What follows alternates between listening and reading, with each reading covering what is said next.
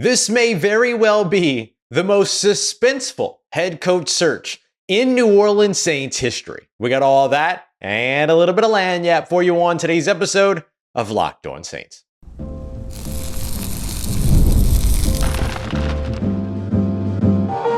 You are Locked On Saints, your daily New Orleans Saints podcast. Part of the Locked On Podcast Network, your team every day.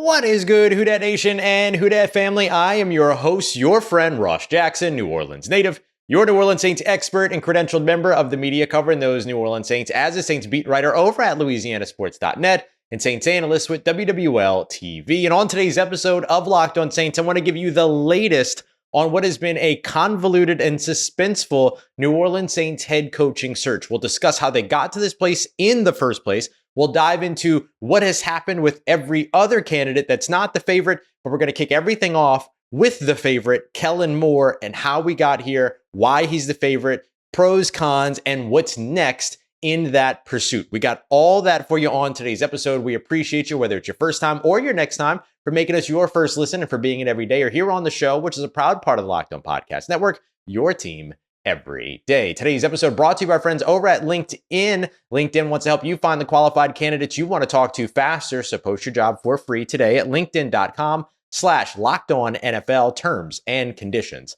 apply. The New Orleans Saints frontrunner for their head coaching position is now, without a doubt, Philadelphia Eagles offensive coordinator, Kellen Moore. Now, was Kellen Moore the top candidate from the very beginning? Hard to say yes to that, considering how much it was known that the New Orleans Saints wanted Aaron Glenn, the former Detroit Lions defensive coordinator, almost said offensive coordinator, defensive coordinator, who would eventually take the New York Jets job without even giving the New Orleans Saints an in-person interview. We're going to break down some of the candidates that were in the running and are still in the running here in a moment. But for this moment, I want to focus on the latest with Kellen Moore. We're not going to do this chronologically. I want to give you the most important thing right off the bat because chronology is boring. So, Kellen Moore. What's next? What's happening? What's going on? So the latest on Kellen Moore is that he is the favorite, the front runner, and the top remaining candidate to land this job for the New Orleans Saints. Because he is coaching as the offensive coordinator for the Philadelphia Eagles in the Super Bowl this upcoming weekend, he is not allowed to take any jobs or have any further communication with the New Orleans Saints until after the Super Bowl is done, until after the big game is complete. So the earliest that Kellen Moore and the New Orleans Saints can meet, I guess, would be the evening of the Super Bowl after it's concluded. But I have a feeling that if the Philadelphia Eagles win, that Kellen Moore is going to be a little bit busy that evening. So really, I would expect Monday, February 10th to be the day that these two come together, maybe even Tuesday, February 11th. Effectively, you can expect Kellen Moore to just sit and chill here in New Orleans after the big game and then get his opportunity to speak with the New Orleans Saints. So what are the things that make Kellen Moore a desirable head coach candidate? I think one thing is it's reminiscent of a hire that worked out really, really well for the New Orleans Saints back in 2026 to hire the young, bright offensive coordinator, offensive mind that's considered a little bit of like a wonder kid, right? A guy that can come in and be able to immediately enhance what it is that you're doing on offense. You've also seen him do exactly that in multiple ways. In Dallas, when he had Dak Prescott, he was a little bit more pass heavy. You saw some real good success from that team's passing game, but you also saw success from its run game, oftentimes ranked in the top 10 as well with Ezekiel Elliott and others. Then after he didn't get the gig in Dallas, and it seemed that things were going to continue to move ahead with Mike McCarthy, you saw him and the Dallas Cowboys split ways before the 2023 season. He spent 2023 with the Los Angeles Chargers, a season that didn't go great, but I don't put a lot of that on Kellen Moore. I put a lot of that on Brandon Staley. A lot of it came down to like in-game time management, stuff like that. Brandon Staley, phenomenal defensive coordinator, fantastic defensive coordinator with the Los Angeles Rams the year before, but didn't work out as a head coach. Should sound familiar, or not the year before, sorry, but years before.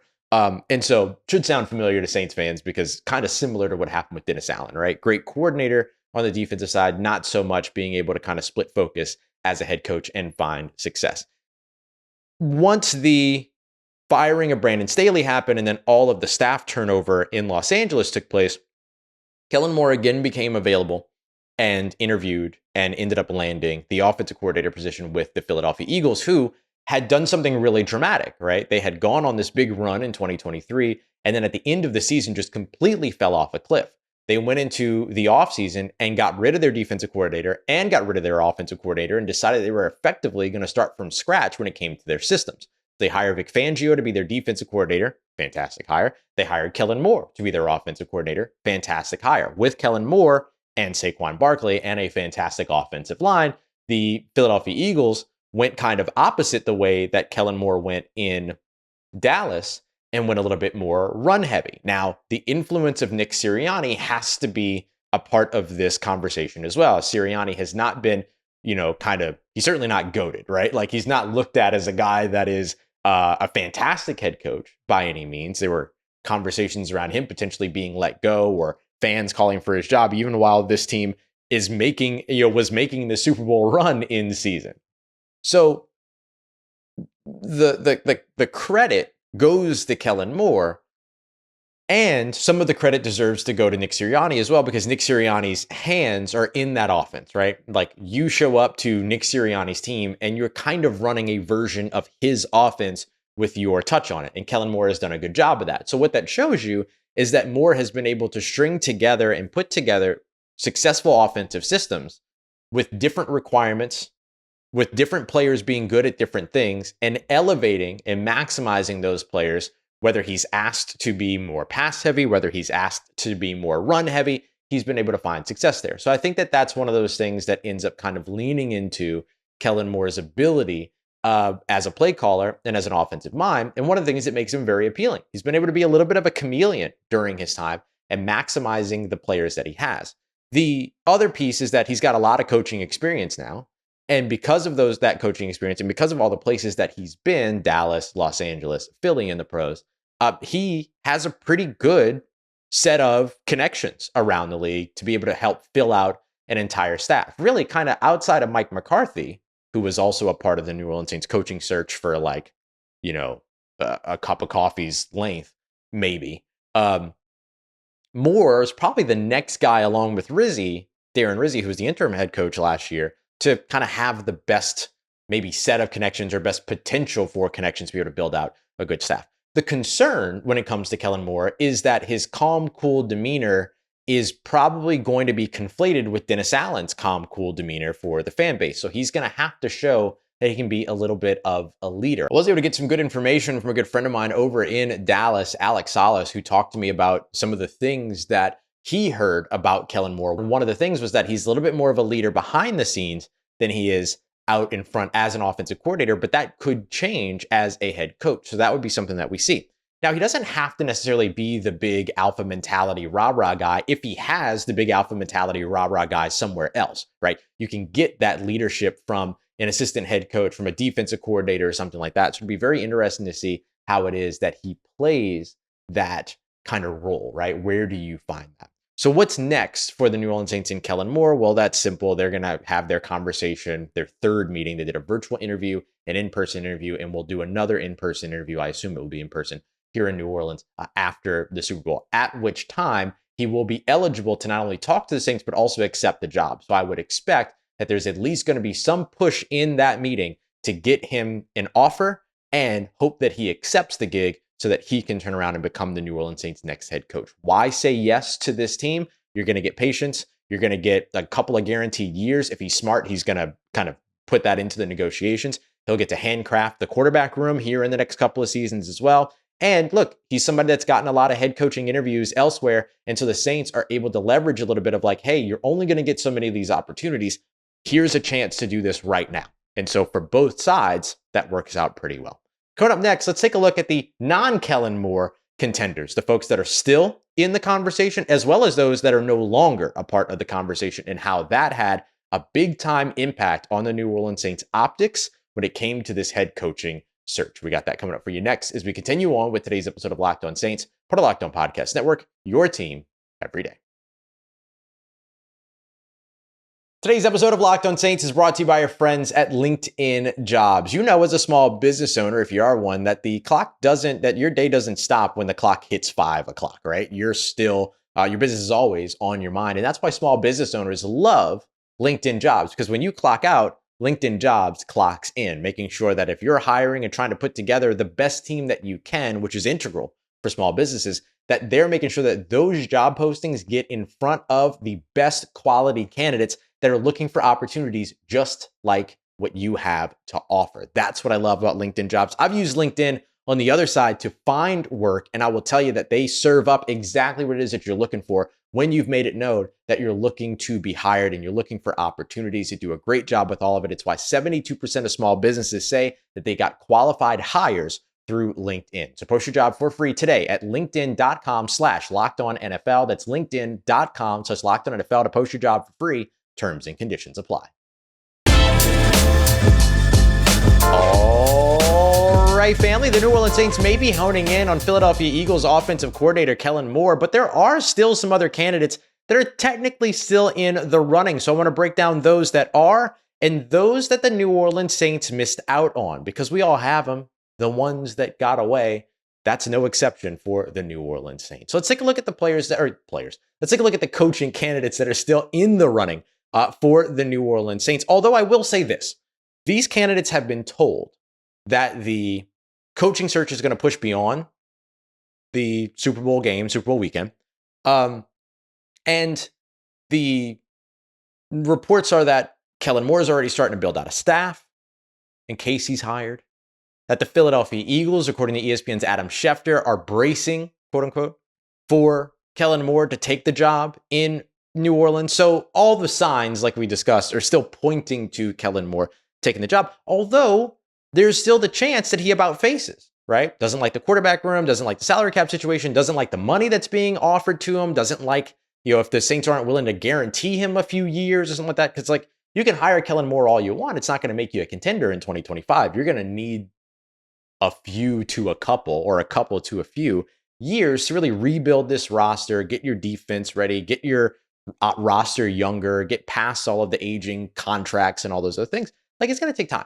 And so if you're Kellen Moore, you're going, I'm not doing nothing unless you're willing to give me a long-term deal, 5-6 years, and guarantee me the patience that I deserve. So if he doesn't get that, there's a chance that he turns away. If that happens, where do the New Orleans Saints go next? Well, the Saints have 3 other candidates right now that are still technically a part of this search. They're effectively on ice right now, if I can borrow from Adam Schefter there. Interim head coach Darren Rizzi is the only internal candidate, right? He took over, was a special teams coordinator, took over as the interim head coach last year. Miami Dolphins defensive coordinator Anthony Weaver, and New York Giants assistant head coach and offensive coordinator Mike Kafka. Those are the 3 guys that are left if Kellen Moore were to say, nah, I'm good. Rizzi feels like the most likely one to potentially get the gig if Kellen Moore doesn't take the job. Darren Rizzi is somebody that already has ties with this organization, understands how the business works really well. So he's not going to come in and kind of sulk over the fact that he wasn't the guy right away, and that instead, like, the Saints went and did this big search and stuff like that. Like, he gets the business. He can take the medicine and then come in and still lead this team in a way. And you've actually already seen players come out and say that they want Darren Rizzi. And I can tell you that several coaches have also expressed their desire for Darren Rizzi, or at least their support for Darren Rizzi, let me say it that way, behind the scenes in conversations and things like that. But Alvin Kamara very overtly out on social media declaring his vote for head coach being Darren Rizzi, so on and so forth. And look, I don't think that Darren Rizzi would be a bad choice for New Orleans at all. Like, you're going to have change no matter what, right? Like, you're looking for a new defensive coordinator. You would be able to keep your special teams unit together, which actually has been the most solid part of the New Orleans Saints organization for the past few years as a team. And then you're already going to have a new offensive coordinator and play caller anyway, because you just watched Clint Kubiak go and take the job with the Seattle Seahawks. And so Darren Rizzi takes over as the CEO type head coach, which is my favorite approach to being a head coach. I really offensive, defensive candidate couldn't care less, but CEO is the way that I really like. The Sean McDermotts, the Dan Quinns of the world, the Nick Siriannis of the world, all that. And all 3 of those coaches, by the way, were in the conference championship coaching that way without necessarily being offensive head coaches. So let's not pretend like you can't be successful if you're not an offensive-minded head coach, but I digress. So you come in, you hire a defensive coordinator. He's got expansive amounts of connections around the NFL. And then you bring in another offensive coordinator. If you want to maintain the Shanahan system, you can bring in a Bobby Slowick. I know last year didn't look great with him, but 2023 did. So which one's the real Bobby Slowick? Or you go elsewhere, right? And you kind of figure things out from there. So you could see that there would, even if the Saints go back to Rizzi, that there would still be a ton of change for this organization moving forward. And I think that change is really, really important. If he does not take that job, I very much expect that he'll probably end up with, or if he doesn't get the job rather, then I would very much expect that he ends up back with Sean Payton over in Denver as their special teams coordinator, as that job is still open. So it's almost as if the Saints are waiting until after the Super Bowl to figure out if they're going to hire Kellen Moore, and the Denver Broncos are going to then be waiting until after the Super Bowl to see if the Saints hire Kellen Moore, because if they don't, then they might hire Darren Rizzi. And if they don't hire Darren Rizzi, then the Broncos would go after Darren Rizzi. So all of that makes sense. When it comes to Anthony Weaver, the Miami Dolphins defensive coordinator, he probably feels like, because he's the defensive coach, even though it's not something I care about, that he's probably the one left out or furthest out of the circle here, which is really a shame. Because he really has that alpha mentality, and he's a fantastic defensive and football mind as a whole. He will be a head coach at some point. It just might not be in this cycle. Although if he's given the opportunity, he would be a perfect hire for New Orleans from like the culture standpoint. But beyond that, being a really, really smart football guy, like being a really, really smart coach, being somebody that's played the game, the ability to relate to his coaching, to his coaching staff, but also his player personnel. I think all of that's really important too.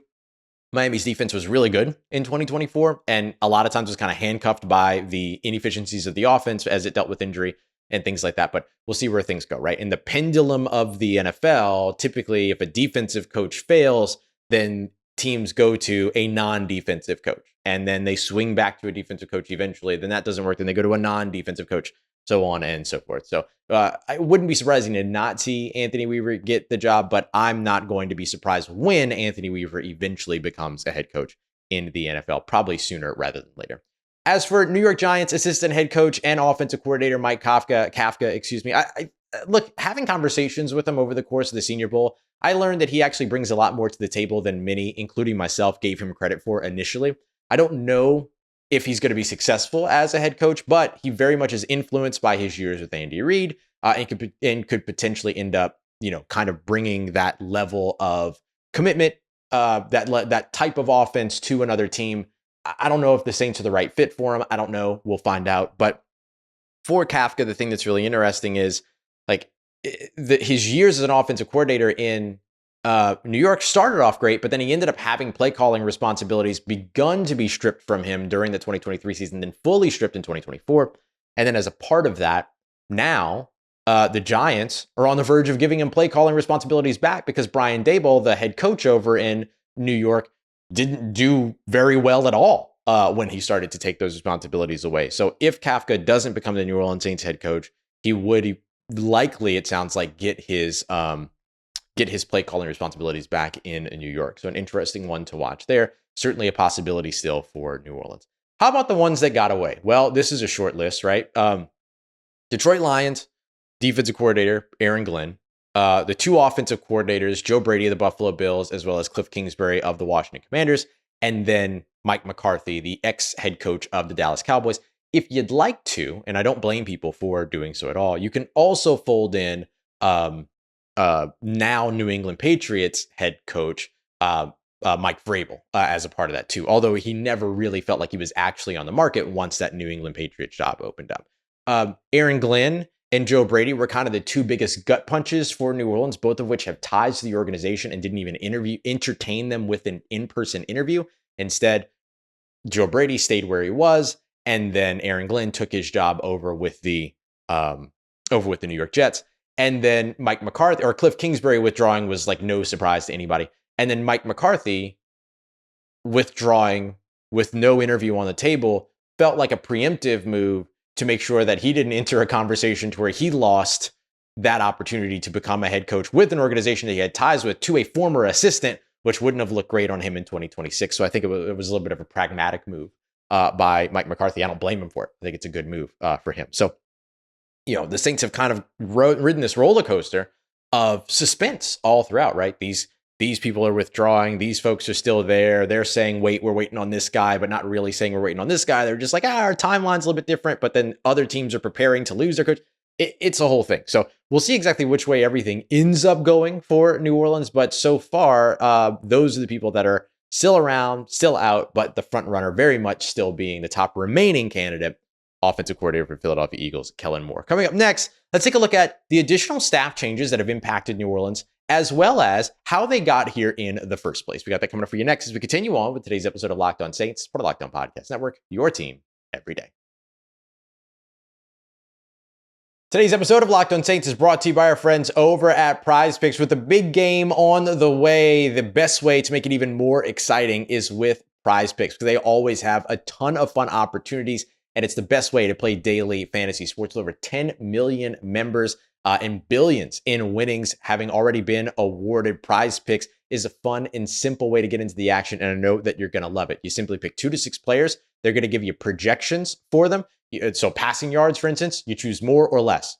That's it. You get those right, you get up to 1,000 times your entry back. And right now they're giving you a free pick for the big game where Patrick Mahomes needs to only throw for 1 passing yard in order to win. So you pair that with 1 more correct pick and you're already cashing out. Multiply that when you get more picks right as well. So go and check them out today. All you got to do is download the PrizePicks app and use the promo code LOCKEDONNFL. It's going to get you $50 instantly after you play your first $5 lineup. That's promo code LOCKEDONNFL for $50 instantly when you play your first $5 on PrizePicks. Run your game. Today's episode also brought to you by our friends over at Gametime. Are you looking for tickets for your favorite events, maybe even last-minute tickets to the big game upcoming? That's what I love about Gametime Picks, which effectively makes everything so much easier for you by curating the best deal so you don't have to sit there and waste time searching through all of the different ticket listings that are available. I've been using Gametime for a while, been telling you about it for a while. One of my favorite things is the transparency. I can see the view from my seat beforehand. I can turn on all-in pricing, and therefore I'm not taken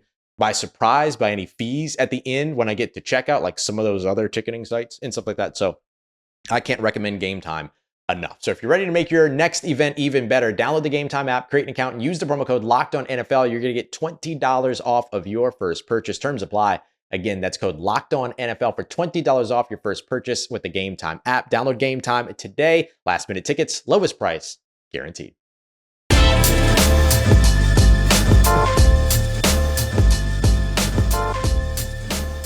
Let's get it. Who Dat Nation, the New Orleans Saints went through pretty much absolute heck. HE double hockey sticks. We're a family-friendly show. Some of y'all listen to the show. Some of you listen to the show while you're driving your kids to school, and I like to respect that. Hi, kids. Man, did the Saints go through it to get to this place. Like, goodness gracious. 2.5 years, failed years under Dennis Allen. Let's call it what it is. 4, let's just say playoff-less, right? Seasons, right? 4 consecutive seasons without a playoff appearance. Let me say that professionally. Playoff-less. It took him a little bit too long to get to this place. I'm not going to lie. Like, that's my opinion. That's my opinion, is that, like, the Saints probably could have been warranted in being in the head coaching search last season. Now, they probably would have gotten their butts kicked in that conversation. Like, you thought that this was a rough going for New Orleans optically. I think last year probably would have been even worse for them. So it's probably better that they got into it at this situation, or into this at this point, because up until coaches started withdrawing, they didn't really lose candidates to other openings throughout this coaching search. That's one of the reasons why it was so surprising to actually see them lose out on so many head coaches, because really the only one that they were fully in on that took a different open position was Aaron Glenn. And, we've been saying since week 18 that Aaron Glenn wanted the New York Jets job. So it was no surprise here on Locked On Saints that was going to be the case. And so that is what it is. But last year, like, several different moving pieces, changing coaches, things like that. Like, it was enough for the Saints to be in the offensive coordinator search last year, although they're in the offensive coordinator search again this year, but they can handle that by hiring an offensive head coach. So let's just kind of look at what it took for them to get here. It's not a long history at all, but you look at the 2024 season as a whole, right? You can look back at the full two and a half failed years under Dennis Allen, but let's look at the 2014 season quickly. This 2-game win streak that almost made the 7-game losing streak that followed even worse. starts off the season, right? You get two games of just absolute firepower. 90 plus points scored in the first, 91 points scored in the first two games, 47 and 44. They are looking fantastic. They beat the Carolina Panthers. Everybody went, but that's the Carolina Panthers. Let's see what they do next week up against the Dallas Cowboys. And then they went out there and they stomped the Dallas Cowboys in their house. And then just bad after that, right? 7-game losing streak. It started with the injury to Eric McCoy early on in the Philadelphia Eagles game, an inability to win close games, and all those other things over the course of that 7-game losing streak. Finally, the 7th game of that losing streak happens, and it happens to the very Carolina Panthers that they demolished in the first week, who at the time were viewed as one of the worst teams in the NFL. They had gone from Bryce Young to a different quarterback, back to Bryce Young. Like, everything about Carolina at that moment said that they were terrible. And what did the New Orleans Saints go out there and do? Lose. Lost. To the point to where Cam Jordan, in full uniform, was ready to walk back to New Orleans after the time that game was done. Had gone down the road of his having conversations with his father about trades, having conversations with his agent, and his agent kind of being like, hey, here's the situation. Like, it's going to be tough to get a trade. Like, he kind of wanted to go to a contender. Now he stuck around at the end of the season. He's just like, hey, bleed black and gold. Cut me open. I bleed black and gold. Like, I'm not going nowhere. But I understand the frustration in that moment because he was dealing with a defensive line coach that was, by all accounts, not doing a good job. I'll say it that way so I could say it lightly. And he was on a team that did just got a 7-game losing streak that had been made worse by the fact that they won 2 games in explosive fashion to start off the season. So after that, Dennis Allen gets fired. The Saints turn around to Darren Rizzi. Darren Rizzi gives the team some new hope, right? They're all buying in. He completely changed the way that this team looked at its potential and believed in itself moving forward for the rest of the season. But the results in the win-loss column, not there. 3 wins, 5 losses.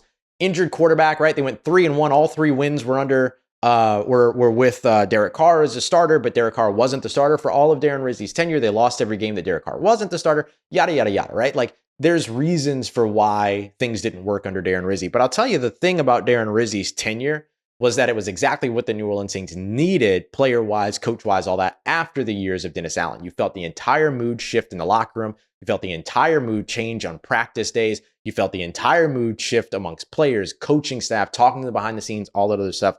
That's where Darren Rizzi's value was. That's why Darren Rizzi's still in the conversation to this day. So that's what I look at in terms of how the New Orleans Saints got here, is that Darren Rizzi did all the right things from an interpersonal culture standpoint, but unfortunately just wasn't able to get the results on the field. You can blame it on injury, you can blame it on offense, you can blame it on defense, blame it on whatever you want. I don't care. Doesn't matter. Didn't get the results. And so because the results were not there, the New Orleans Saints did this expansive search that, honestly, if I'm being real, I thought they were going to talk to more people. If I'm just being real, if I'm just being honest, I thought it was going to be 10 plus, 12, 11. You get it, more than 10. Those numbers are more than 10. That's what I thought we were going to see, but the Saints talked to what, 8?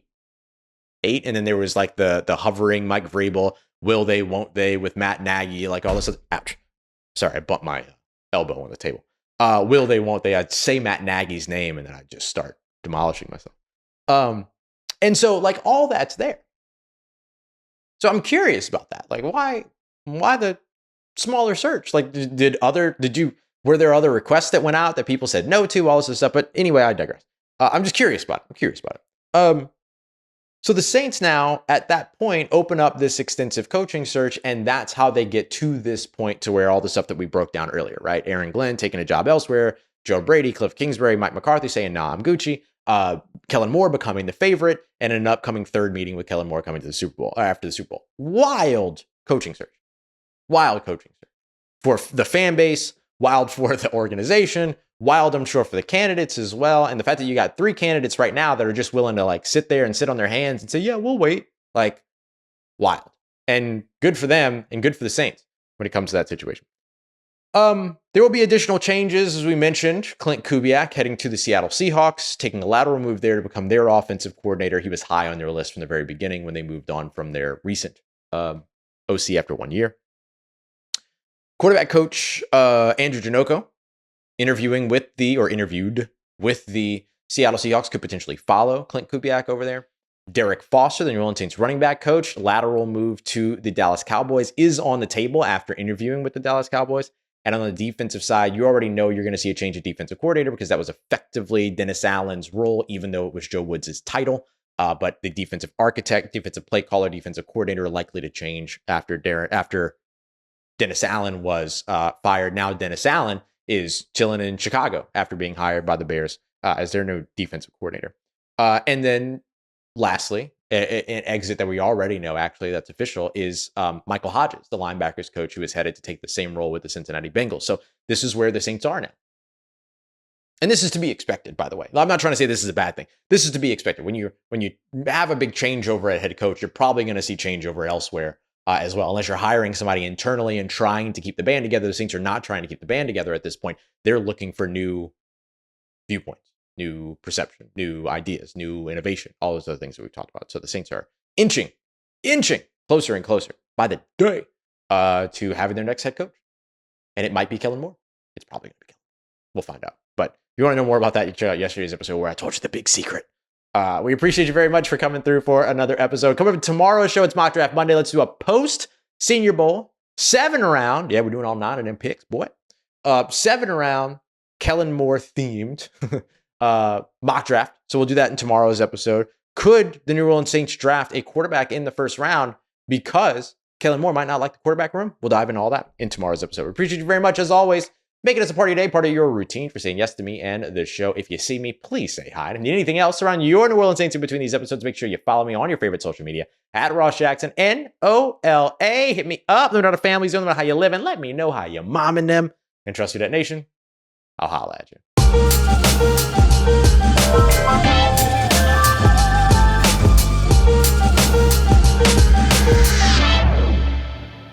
The New Orleans Saints may be honing in on Philadelphia.